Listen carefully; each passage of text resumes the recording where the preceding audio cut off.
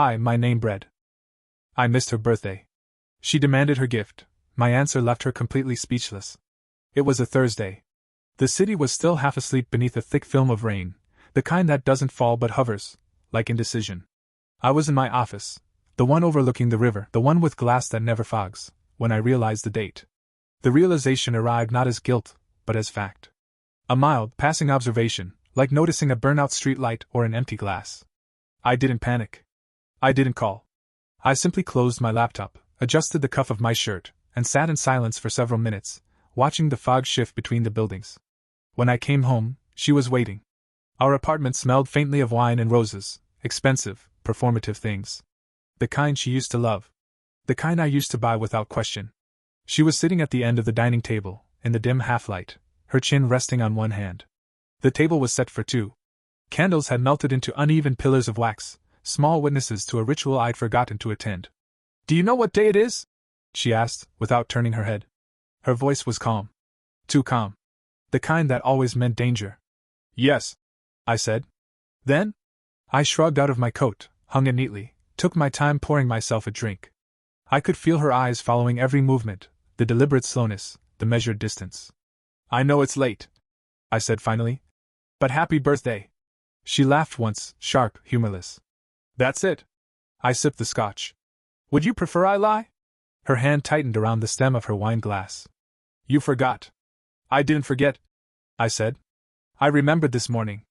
I chose not to rush home to pretend otherwise." That's when she stood. Something in her posture, tall, tense, shaking, made her seem both furious and afraid. "You chose not to come home?" "Yes." "Why?" "Because I didn't want to perform." Her silence was longer this time. You could hear the building breathe, the hum of the refrigerator, the distant elevator, the low murmur of the rain outside. She looked at me like I was someone she hadn't met before. "You're unbelievable. I've been told that." "Do you enjoy this?" she said. "Making me feel small?" I took another drink. "You're not small. You just expect too much from something that's already broken." "What's broken?" "Us." It wasn't a confession. It was a diagnosis. She flinched, as though the word itself had struck her. "You're cruel." "No," I said. "I'm honest." For a long time, neither of us moved. The candles hissed. The rain thickened. Somewhere below, a car alarm started and stopped. Finally, she whispered, "Then what's my gift?" I set down the glass. The truth. The silence that followed was a living thing. She didn't scream. Didn't cry. She simply stood there, her eyes wide, searching for some hidden joke that wasn't there. When she realized I meant it, that I had nothing else to give her, she sat back down slowly, her lips trembling as if holding in a scream. "You think this is noble," she said finally. "You think you're some tragic man who speaks only the truth. I think," I said, "that pretending to love someone the same way forever is a cruelty neither of us can afford anymore." Her face went pale. Then she smiled, a strange, fragile thing. "So that's it. You missed my birthday to make a point." "No. I missed it because I didn't want to lie." Later that night, I heard her crying in the bathroom. Softly at first, then louder, a choked rhythm that came and went in waves. I lay in bed, staring at the ceiling, counting each pause between sobs like seconds ticking away. I didn't move to comfort her. I didn't even call her name. There was a purity in the silence, a kind of truth I'd long stopped fearing. I remembered when we used to fight differently, loud, messy, theatrical. But this was new. Quieter. Colder. The kind of fight that seeps into the walls. When she finally came to bed, her hair was damp, her eyes swollen. She lay on her side, facing the wall. I could feel the cold edge of distance between us, sharp as glass. After a while, she whispered, "Do you hate me?" "No," I said. "I just don't know who you are anymore." Her breath hitched. "That's worse." "Yes," I said. "It is." The next morning, she didn't make coffee. She didn't speak. She moved through the apartment like a ghost rehearsing her own absence. I watched her from the kitchen, her movements brittle and mechanical. The way she folded her scarf, buttoned her coat, avoided my eyes. Before she left, she stopped by the door. "You think you're brave," she said quietly. "But you're just scared." "Maybe," I said. "But fear tells the truth. Love lies." She left without another word. The door closed softly, too softly. When the silence settled again, it felt almost like peace. That was the beginning. Not of an ending, not yet, but of something colder, sharper. The point at which honesty became a kind of violence, and silence its weapon. And in that silence I realized something I hadn't before: she wasn't broken yet. She was listening. Waiting. And people who wait in silence are dangerous. The first 3 days were quiet. She stopped leaving notes on the counter. Stopped asking where I was going, when I'd be home. Silence became her new vocabulary, small, efficient, wordless. I admired it in a way. She'd always been theatrical when hurt, tears, slammed doors, cold dinners. This was different. She was learning my language. On the third night, I came home late. The lights were off except for one lamp in the living room. She was sitting there, cross-legged on the couch, still in her work clothes. Her phone was on the coffee table, untouched. "You're late," she said. Her tone was mild, almost polite. "I had meetings. I didn't ask where you were," she said. "I said you're late." I nodded. "You're right." A pause. Then, "You used to text?" "I used to do a lot of things." Her eyes lingered on me, calm, calculating. "And now?" "Now I try to do less." She laughed, low and humorless. "You think that makes you powerful?" "No," I said, unbuttoning my cuffs. "It makes me honest." She leaned back, studying me. "You sound like a man who's rehearsed his lines." "I have. Truth doesn't come naturally." Her lips twitched. "I can tell." We didn't fight that night. She poured herself a glass of wine, one for me, and we sat in silence across from each other. The clink of the glass on the table sounded too loud. She said finally, "You don't love me anymore." "That's not true," I said. "Then what is it?" "I love you," I said. "Just differently. Quieter." "Quieter," she repeated. "Like absence?" "Like distance." She smiled then, small, resigned. "So you love me from afar, even when you're sitting next to me?" "Yes." "I should be flattered." "You should be relieved," I said. "It means I stopped pretending." Her eyes darkened. "Pretending about what?" "That we make each other happy." She didn't answer. She only turned her glass slowly in her hand, watching the wine circle the rim. "You used to be kind," she said finally. "I used to be young." She looked up sharply. "You're 38. I mean young in the way that makes you believe you can fix things by loving harder." That night she slept in the guest room. She didn't close the door, though. I could see the shadow of her figure from the hallway, curled, still, as though rehearsing absence again. The next morning, she made coffee. 2 cups. Black for me, sweet for her. When I sat down, she asked, "Will you be home tonight?" "Yes." "Should I make dinner?" "If you want." "Do you want?" "I don't know." Her jaw tightened. "You always know." I looked at her, really looked. Her hands were trembling slightly. Not from anger. From uncertainty. The tremor of someone who's losing the rhythm of her own life. "I'm not withholding anything," I said. "Yes, you are," she whispered. "You're withholding you." I spent the day in my office, staring out at the city again. I thought about what she said. There's a strange satisfaction in being misunderstood. It creates a kind of space, the illusion of depth. She thought I was being cruel. I wasn't. Cruelty implies pleasure. I felt none. It wasn't punishment. It was restraint. I was simply refusing to lie. That night, I came home to find her dressed beautifully, silk dress, hairstyled, perfume heavy and deliberate. The table was set again. Candles. Wine. The same stage, same script, as the birthday night. She was smiling. That was the warning. "You remembered to come home this time," she said. "I did. I made dinner." "I can see that." Her smile widened. "Maybe I'll get a new gift tonight. Something less philosophical." I looked at her. "You think this is a game?" She tilted her head. "Isn't it?" I walked closer, stopped at the edge of the table. "Games have rules." "We don't." "Then maybe we should make some," she said. I sat down. "You first." Her eyes glittered in the candlelight, that mix of challenge and desperation I'd begun to recognize. "Rule 1," she said. "You tell me what you're thinking." "I already do." "Not like this," she said. "Not these cryptic lines that sound rehearsed. I want what's underneath." I hesitated. Then, "Underneath, I'm tired." "Of me?" "Of pretending that silence doesn't feel better than fighting." Her face didn't change, but her hand tightened around her fork until her knuckles whitened. "You don't get to feel superior because you shut down. That's not honesty. That's cowardice dressed up as wisdom." "Maybe," I said. "But it works." She stood suddenly, pushing back her chair with a sharp scrape. "You're impossible." "I know." She walked to the window, staring out into the night. Her reflection trembled against the glass. Two versions of her, both fading in the city lights. After a long time, she said, "You know what I think?" "What?" "You missed my birthday because you wanted to see how far you could go. How long it would take before I broke." I didn't answer. She turned around. "You're testing me, aren't you?" "Maybe I'm testing both of us." "For what?" "For truth." She laughed again, bitter this time.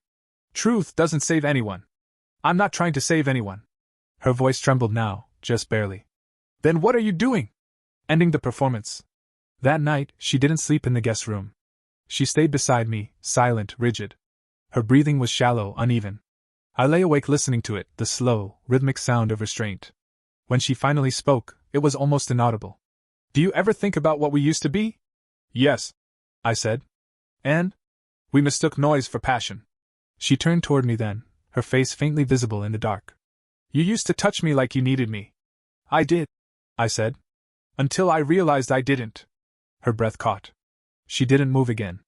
In the dark, I could feel the moment she began to truly hate me, not with fury, but with clarity. And for the first time, I wasn't sure if I minded. The next morning, I found a note on the counter. "If silence is your gift, I'll learn to unwrap it." No signature. Just that one line. It was clever. Wounded. Controlled. It made me smile. The silence didn't break, it evolved. It became methodical. Precise. Like a language we both spoke fluently but used for different ends. At first, she used absence as defense. She stopped waiting for me to come home. She went out, dinners, galleries, yoga classes that never existed before. She filled her calendar with the suggestion of independence. I recognized the tactic instantly. Independence as theater. Freedom as accusation. When she returned at night, her perfume was new. Something floral, expensive, unfamiliar. She knew I'd notice. One evening I said, "That's different." She smiled faintly. "It's called vertige. French. Means vertigo. Appropriate." "Why?" "Because that's what pretending feels like." She didn't answer. She just tilted her head, smiling in that practiced, empty way. "You'd know." She started rearranging the apartment, small things first. A vase moved, a painting shifted, drawers reorganized. I'd find my shirts folded differently, my books alphabetized when they never had been. Control through subtle disturbance. A kind of domestic sabotage. I never mentioned it. I wanted her to see that even her quiet rebellion couldn't reach me. But sometimes, late at night, I'd wake to find her standing by the window, staring out into the city, perfectly still. She didn't turn when I stirred. Didn't speak. Just watched the lights. Once, without looking back, she said, "You enjoy watching me disappear." "I don't enjoy it," I said. "But I don't stop it either." She laughed quietly. "That's worse." 2 weeks after the birthday, we attended a dinner party. Friends. Polite people. The kind who drink wine and trade compliments like currency. She was radiant that night. Effortlessly charming. The perfect wife. She laughed easily, touched my arm when she spoke to others, performed affection with surgical precision. They all saw devotion. I saw control. At one point, one of our friends, David, a lawyer with too much confidence, said, "You two are still disgustingly perfect." She looked at me, smiling. "Oh, he's perfect, all right. You should see how quietly he destroys things." Laughter. The kind that mistakes truth for wit. I smiled back, calm. "It's a skill." They all laughed again. Only she didn't. When we left, she didn't speak in the car. Her hands rested neatly in her lap, her face turned toward the window. The city lights slid across her skin in fragments.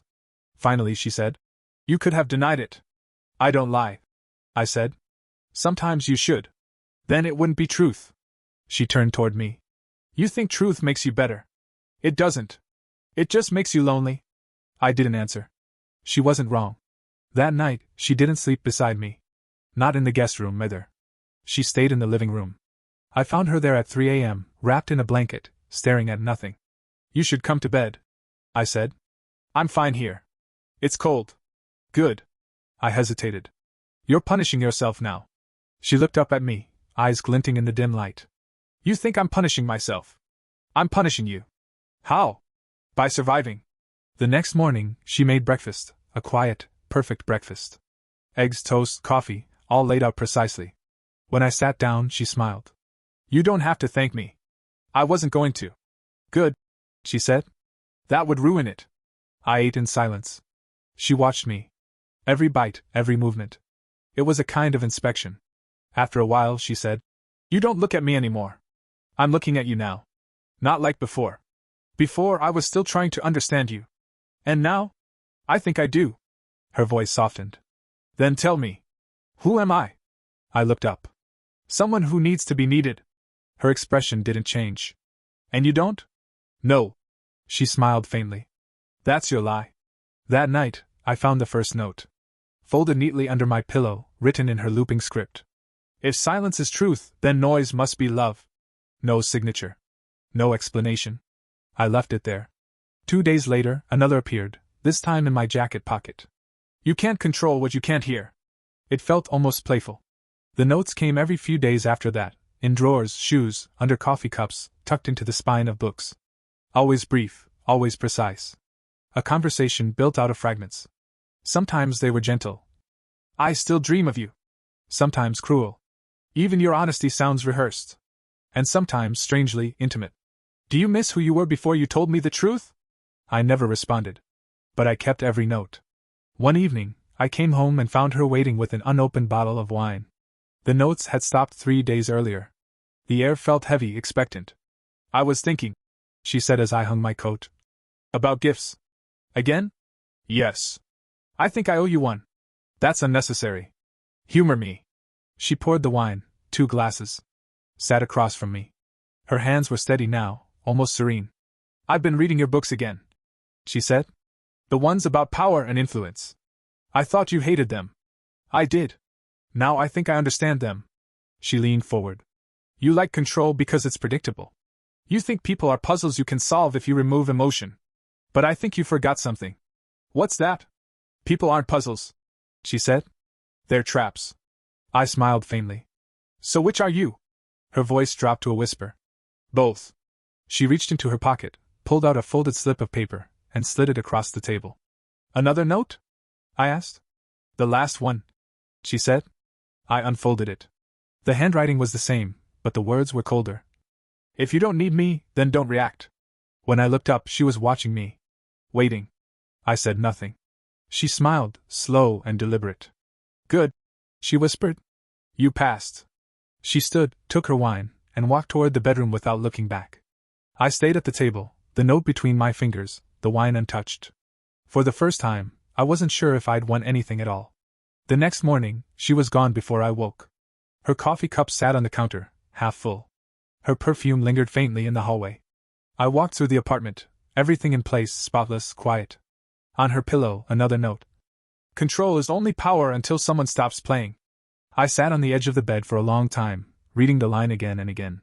The silence that followed wasn't peace anymore. It was vacancy. And beneath it, for the first time, something else. Not guilt, not yet. Something quieter. Recognition. That she had learned my language. And maybe, just maybe, she spoke it better than I did. Days passed without pattern. The apartment became a museum of routine, everything in place, untouched, immaculate. The kind of order that hides collapse. She spoke less. When she did, her words landed softly, like dust. I started to hear my own footsteps too loudly, my own voice echoing back like something foreign. The last note came a week later. Folded inside my wallet, where only she would think to look. "If you ever feel lonely, remember, you built the room yourself." I read it 3 times. Then I put it back. I didn't tear it, didn't burn it. Destruction would have been too personal.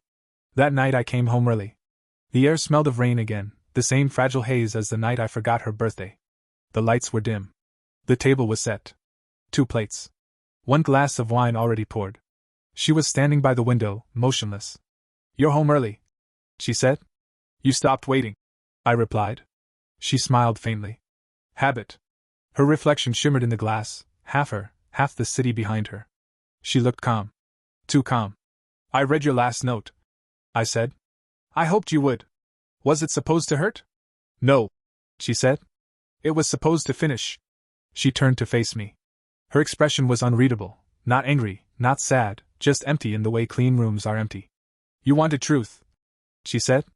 "Here it is, I'm leaving." The words didn't shock me. They just arrived, simple and inevitable, like the sound of something falling in another room. "Where?" I asked. "Somewhere quieter." You'll be lonely. I already am. I watched her gather the last few things, her coat, her bag, the small photograph from the hallway table. No dramatics, no tears. Just the quiet rhythm of departure. When she reached the door, she hesitated. You think you won? She said softly. I think we both told the truth. She nodded once. And look what it cost. Then she was gone. Silence again. But it wasn't the same. It didn't soothe. It pressed. It filled the rooms like water. I sat down at the table. Her glass of wine was still there, untouched. The condensation traced slow lines down the stem. I picked it up, held it to my lips. The taste was faintly bitter. Across from me, the chair was empty. The candles burned lower, uneven, like the first night. For a moment I imagined her voice, the echo of it, not the sound. You wanted the truth. Yes. I did. But truth is not an ending. It's a mirror that never stops reflecting. It's been a month now. I still live in the same apartment. I still keep the notes. All of them. Sometimes I reread them, not for meaning, but for rhythm, her rhythm. The silence she left isn't empty anymore. It hums. There's a pulse in it, faint but constant, like something alive. People ask if I regret it. I say no. But sometimes, late at night, I catch myself listening, as if the air itself might answer back. Because maybe she was right. Maybe power isn't control. Maybe it's the moment you realize the silence you build no longer belongs to you.